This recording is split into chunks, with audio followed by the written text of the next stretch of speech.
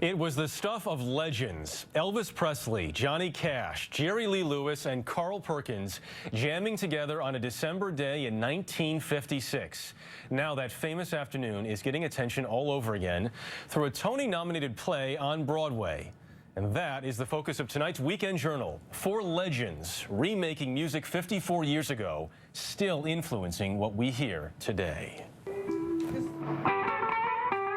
It may be the most famous jam session in music history. Presley, Cash, Lewis, and Perkins at Sun Studios in Memphis. A night captured on film by one single photo and later audio recordings. But to the lone surviving member of the Million Dollar Quartet, the whole thing seemed like an accident. Carl Perkins was hanging around, and Johnny Cash was hanging around, and I couldn't figure out what they were doing hanging around, man. And up drives Elvis.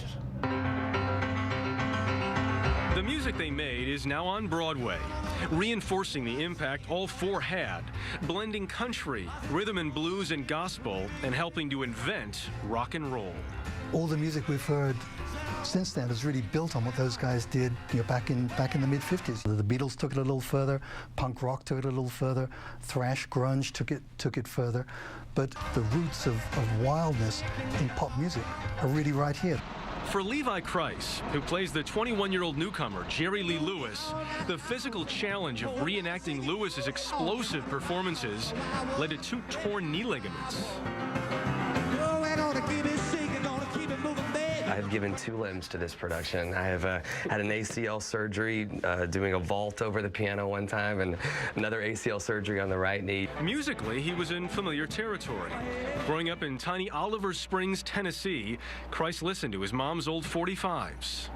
Besides gospel music, we were allowed to listen to Jerry Lee, Brenda Lee, and Elvis Presley. All 4 singers had learned gospel music in their youth. Lewis remembers how he and Presley bonded on spirituals. I could hit one, he would go right into it with me. He knew the songs just like I knew them, old Pentecostal songs. Though the men's religious roots often left them conflicted. They truly believed that they were going against the will of God, making this music, but were just so inexorably drawn to it that they knew nothing else to do. Some might have said it was the devil's music. I think it's God coming right through them. Despite controversial marriages, tax problems, and health issues after a life of very hard living, at 74 years old, Jerry Lee Lewis is still performing. You can't go back.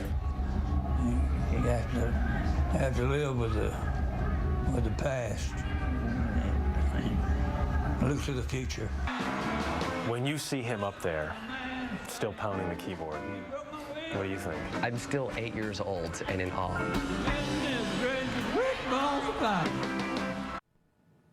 That is the CBS Evening News tonight. Russ Mitchell will be here tomorrow night.